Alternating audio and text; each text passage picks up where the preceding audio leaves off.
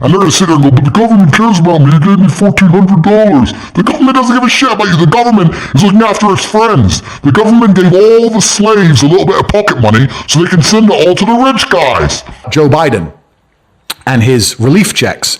He gave out $1,400 to all the people in America because of Corona. And he's saying, don't you think he's good that he's helping the poor? I said, you think that helps the poor? Let's talk about this. You give 100 people a $1,400 check, right?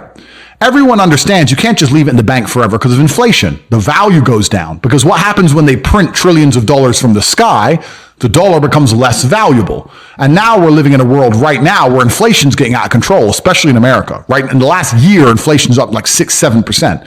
So no poor person is going to take that money and just leave it in the bank. They're going to either spend it or invest it. Let's say there's 100 poor people and the 100 poor people spend their money. What do they spend it with? Businesses. Who owns businesses? Rich people. So now each one rich person who owns a business gets 10 poor people's money or 20 poor people's money. Amazon, their stock price went up 30%. Why? Because people were getting stimulus checks and spending it on Amazon. It all went to the rich guy.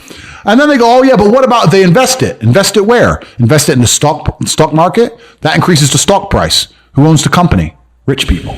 You've made them richer. What if you and all your poor friends, 20 poor friends, it'd be more than 20, 200 poor friends, put all your money in together and bought one house between you?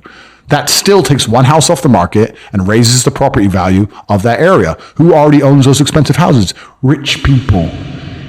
It always ends up back with the rich people. You can't stop making the rich richer. You cannot stop it.